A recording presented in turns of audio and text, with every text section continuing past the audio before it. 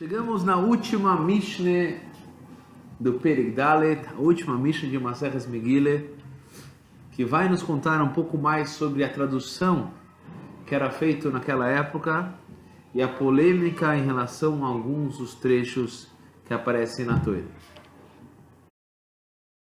Foi explicado na Mishnah Dalet que antigamente os trechos eram lidos em aramaico para as pessoas que não entendiam, pessoas simples, na época que voltaram de Galut Bavel.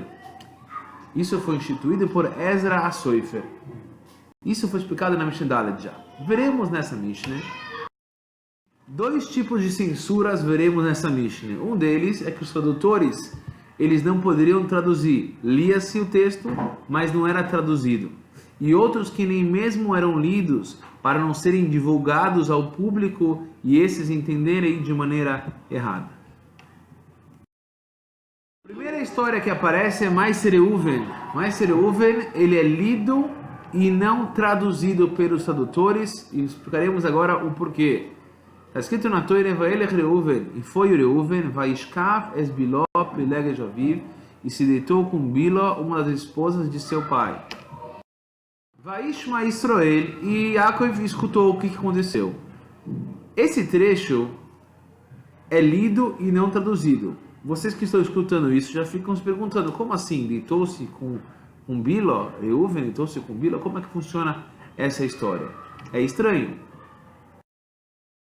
A explicação é o seguinte: após o falecimento de Rochel, a esposa mais querida de Yaakov, Yaakov fixou sua cama na tenda de Biló, a ajudante de Rochel.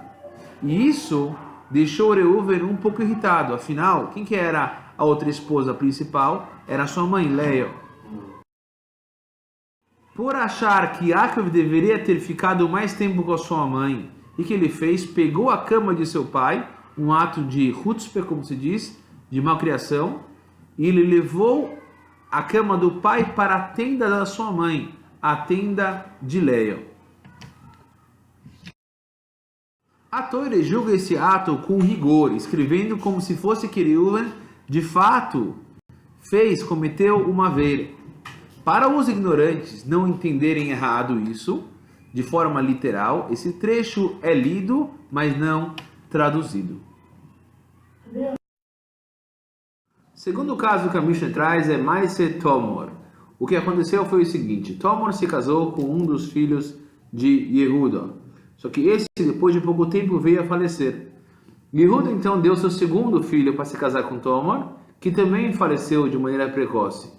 Agora a Torá diz que quando um irmão falece sem filhos, a mitzvah é que o outro irmão se case com a esposa para que gere filhos daquela esposa. Por isso, Yehuda disse que o terceiro filho também se casaria com ela. Só que o tempo passou, ele cresceu e não se casou com ela. Ela ficou na casa de seu pai e Yehuda deixou ela lá como se fosse escanteada. Quando a esposa de Yehuda faleceu, Tomor teve uma ideia de induzir seu sogro a ficar com ela. Se fantasiou de uma outra mulher com outras roupas, colocou um véu e acabou se relacionando com Yehuda, que engravidou Tomor. Quando Yehuda soube, depois de alguns meses, que Tomor estava grávida e não sabia quem era aquele que engravidou ela, ficou furioso. Depois a Torá conta de maneira muito tensa que Yehuda acabou confessando ao saber que o filho era dele. Assumiu o erro de maneira nobre. E por essa razão, Nikro ou Mistargim, essa história, apesar de parecer ruim, é lida e traduzida. Pois apesar de parecer ruim, a confissão de Yehuda foi nobre, e, portanto, o público tem que saber. É importante que todos saibam. Por isso é lida e traduzida para entenderem. Quando a pessoa faz algo errado e ela se retifica, isso é algo nobre. É tão nobre que os Chachamim, eles dizem que esse foi um dos motivos que Yehuda teve o mérito que os seus descendentes seriam os reis de Am Yisrael. Por esse mérito mereceu receber o reinado sobre o povo, por ter sido nobre e corajoso. Mas Egel é o terceiro caso. Famoso conhecido que o Bnei Israel, esperando Moshe descer lá do Har Sinai, não tiveram paciência e cometeram o pecado do Reito Egel, fazendo o bezerro de ouro e idolatrando esse bezerro. A Torá menciona 2 vezes o ato do Reito Egel. A primeira, a Torá narra os fatos como ocorreram. E numa segunda vez, Aaron Cohen narra para Moshe Rabbeinu o que aconteceu após Moshe perguntar a Aaron o que aconteceu. E ele narra de novo. É importante ler esse trecho, apesar de ser vergonhoso, porque essa vergonha causa arrependimento.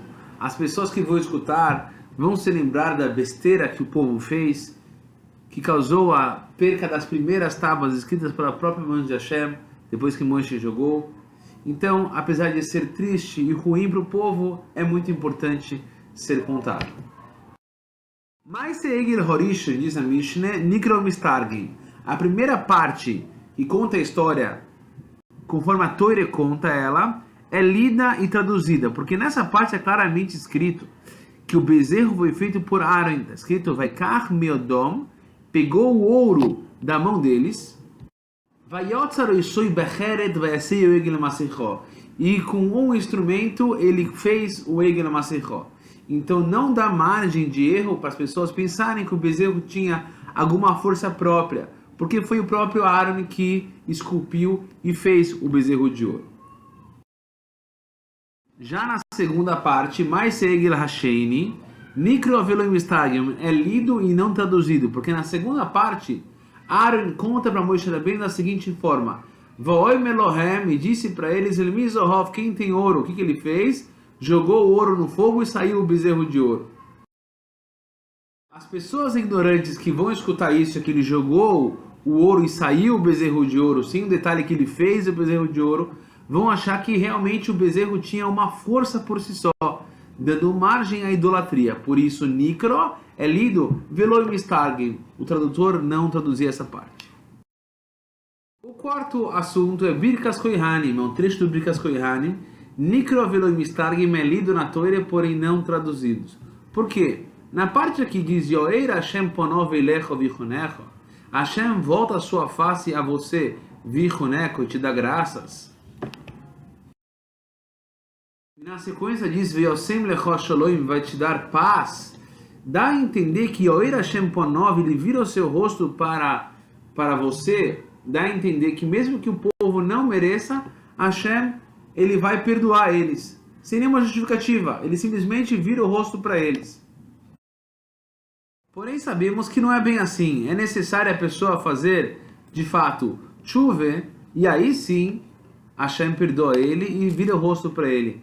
Mas sem chuve, ele julga conforme nossos atos. Então, essa parte não pode ser confundida, por isso não é traduzida. É importante reforçar, quando diz a Mishneh, Nikro Veloim Mistargim, lida e não traduzida, significa que na hora da leitura não dá tempo para explicar, é só a tradução. E se traduzir ao pé da letra, dá para chegar ao erro. Portanto, deve-se estudar depois e entender os fatos como são. Logo, todas essas partes, por exemplo, acabamos de falar sobre Birkas Kohanim, é lido e não é traduzido. Se a pessoa vê o Rashi, vê as explicações, vê tudo que está tido direitinho e tem um pouco de conhecimento, vai saber que a tradução literal não pode ser feita. Tem que se estudar para entender. No fim da Mishneh, a Mishneh traz alguns trechos que sequer eram lidos em público na hora da Haftorah. São trechos do 9 que contam histórias que as pessoas poderiam entender totalmente de maneira errada. Por isso, nem lidas em público eram, para não deixar as pessoas a chegarem a esse erro. Em outras palavras, a Torá não omite essas histórias, não exclui essas histórias de sua tradição, da Torá, etc. Porém, por outro lado, não devemos ler em público essas histórias. A questão aqui toda é ler a Haftorah para o público todo. Mas Sedóvida é a primeira delas. Loi Nikroim veloi Mistargim não são lidas e nem traduzidas. Isso na hora da Haftorah. Por quê? Dóvida Amela se casou com Bat-Sheva. Só que antes de ser a esposa do rei, Bat-Sheva era casada com outro homem chamado Uri Ahiti. David HaMelech insistiu para que o marido dela fosse para uma guerra e colocou ele na frente de batalha. Ele acabou falecendo. Ela ficou viúva e David se casou com Batsheva. As pessoas podem pensar que esse foi todo o objetivo de ter mandado ele para a guerra, para se casar com Batsheva. Ela era muito bonita. David conheceu ela antes de o marido falecer. Então, tudo isso ia levar as pessoas a dizerem mal do rei David HaMelech. Então, ia pegar muito mal. Por essa razão, essa parte não é lida e nem traduzida. Agora, há uma explicação. Os livros de Hassidut explicam que, na verdade, David HaMelech era um tzadik. E ele olhou para Batsheva e ele viu a alma dela e sabia que dela seria Shlomo HaMelech, que seria um rei super especial. E por isso desejou se casar com ela. Mas isso... quem sabe? O público não sabe. Como essa explicação deve ser bem estudada com muitos detalhes e o público não saberia talvez aprofundar em tudo isso, não deve ser lida na Haftorah para o público em respeito a David HaMelech por ser sujeito a discussões e falta de interpretação. Segundo caso, Mais Amnon, Mais David e Mais Amnon, Loi Nikroim e Loi Mistagim. Não são nem lidos e nem traduzidos. Amnon era um dos filhos de David HaMelech. E ele forçou a sua meia-irmã, Tamar, outra filha de David HaMelech, com uma mulher diferente, a se relacionar com ele. Obviamente, essa história deve ser muito bem estudada.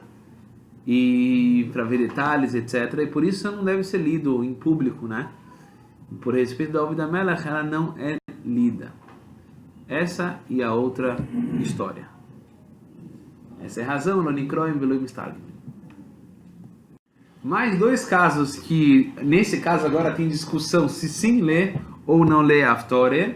A primeira é Maise Merkovo, uma visão de Hezkel 9, que fala sobre o trono celestial. Imagina, o trono de Hashem de maneira detalhada. Agora, alguém que lê essa Haftorah, é difícil entender o que significa esses animais no trono de Hashem, etc. E por isso as pessoas elas podem interpretar de maneira errada. Por essa razão, veremos que, conforme uma opinião, nós não devemos ler em público. Já outra opinião, a opinião de Rabi Yehuda, diz que sim, pode ser lida e é lida. Na prática, hoje em dia, a loja fica que essa Haftorah é lida na festa de Shavuos. Assim foi batido o martelo e decidido que sim, ela é lida e é lida, no caso, na festa de Shavuos. E a última Haftorah é Behoida Yerushalayim, diz Rabbi Eliezer, Ein Maftirim Behoida Yerushalayim. Não lemos esta Haftorah que fala sobre várias abominações cometidas pelo povo que chegaram a levar à destruição do Beis Hamikdash. E a razão disso, dizem os comentaristas, que não é correto procurar evidenciar em público os pecados do povo de Jerusalém. Por essa razão, não deve-se ler em público essa Haftorah, mas na prática, a Gemara diz que não teria problema de ler em público. Apresento para vocês um resumo dessa Mishnah. As partes que lemos e traduzimos são Maise Tomor, Maise Egel Horishan, apesar de serem partes que podem levar as pessoas a acharem ruim, mas existe um lado positivo nelas. O lado positivo na história de Yehuda foi que ele se confessou e assumiu o que fez, e a parte positiva da parte do Egel Horishan, claramente escrito que de fato não tinha força própria, o bezerro e sim Aaron que fez. Lidas e não traduzidas são Mais Sereuven, as pessoas vão entender errado a história, então por isso não se traduz.